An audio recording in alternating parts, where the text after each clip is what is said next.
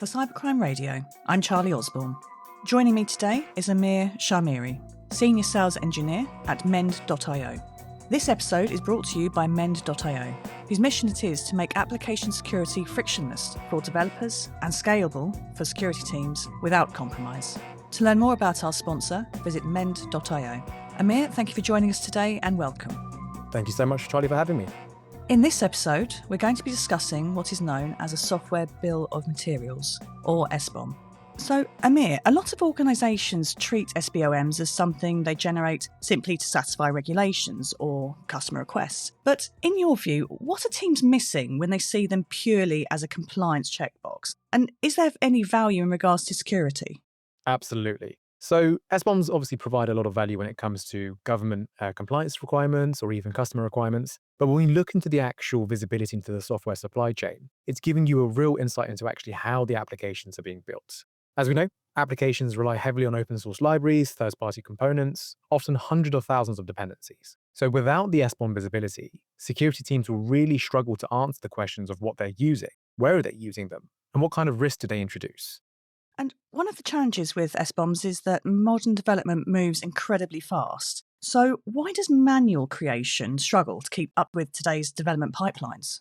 So obviously typical environments right now, they include CI/CD pipelines, automated builds, containers, frequent deployments. And obviously if you're doing your SBOMs in a manual approach right now, it's going to be problematic. They become outdated very, very quickly, and an outdated SBOM provides a little value to the organization. So the solution to that problem is to obviously automate the SBOM generation, right? Generate SBOMs automatically during the build process, within the CI/CD pipelines, and obviously within the release processes, because that way you're making sure that every single build produces an accurate component inventory, and an SBOM reflects actually what's being shipped.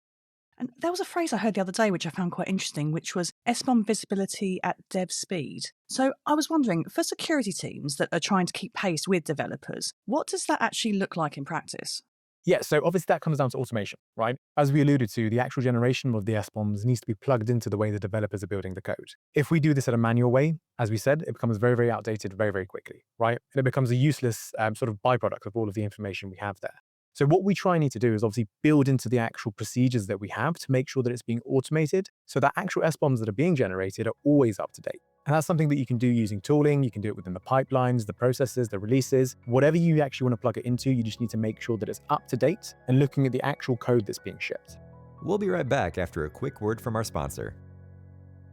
Mend.io is the leading application security solution, helping organizations reduce application risk efficiently.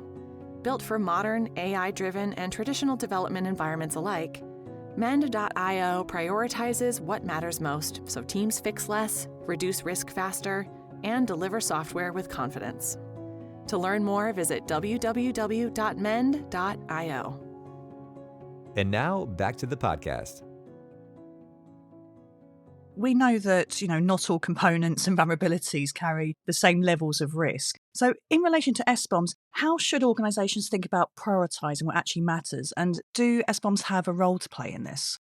They do. They obviously give you the great starting point of understanding what you have and where you have it, right? First and foremost, understanding what you don't know. So having that piece of telling you what the lay of the land is. You then need to go into the actual information and start to understand what those actual libraries and actual, let's say, vulnerabilities are doing to the organization. Are we using them? Using metrics such as reachability? If we are using them, where are we using them? And then we can start to prioritize based on usage and vulnerabilities. So if we have a critical and high and it's actually being used within the actual code, well, the risk obviously increases. But if we have a low severity finding that we're not actually using, well, technically we don't have a lot of findings that we need to worry about, right? So it comes down to the actual approach that you're taking with your application security program. And an SBOM is a starting point to understand what the lay of the land is, so you can have those discussions internally. And I'm glad you mentioned that, because something else I wanted to ask you was how SBOMs could become a practical driver for security decisions, especially when organisations are looking to move beyond static component lists. Obviously, it becomes very, very important to understand sort of the lay of the land there when it comes to the static list, right? Applications are changing continuously, right? So if you have an SBOM that's been created in a point of time, it's not very useful. So by having SBOMs that are dynamic in their approach, it makes sure that we can actually keep up with the modern day application development that we have. As we know, cloud-native environments are changing as well on that aspect. So obviously we're releasing code much faster, containers are spinning up and disappearing, services are scaling. So the actual deployments are happening multiple times a day, right? So static SBOMs cannot keep up with that approach. we need to make sure that we are looking to create SBOMs that are dynamic in their approach there as well, Charlie. And when organisations are just beginning to work more seriously with SBOMs, in your opinion, what's the first step towards sort of making them more genuinely useful than just another report or checkbox? First and foremost, I would say if you're not using them at all, start using them, right? So you can understand what you're doing, even if it's not for the compliance piece or the governance piece. Just start to understand what the lay of the land is for your applications that you're creating, right? Go through them, understand what that actual manifest is giving you. The SBOM is there to be able to tell you exactly which passengers are within your actual application. Like a manifest for an aircraft, we need to know who's sitting in the seats. It's exactly the same when it comes to our applications. We need to know and understand what libraries we're using so we can understand how we can tackle security for them. Amir, thank you for joining us today. Do you have anything else you'd like to add? I think that's all for today, Charlie. Obviously, SBOMs are super important. So if you don't understand what an SBOM is, I would recommend doing some research and understanding how they can benefit your organization. It obviously goes beyond governance and compliance, as we saw. It also touches upon security as well. So yeah, start creating your SBOMs today so you can actually understand how your applications can impact you. For Cybercrime Radio, I'm Charlie Osborne. Joining me today was Amir Shahmiri, Senior Sales Engineer at Mend.io.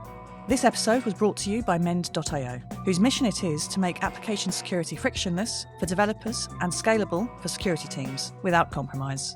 To learn more about our sponsor, visit Mend.io.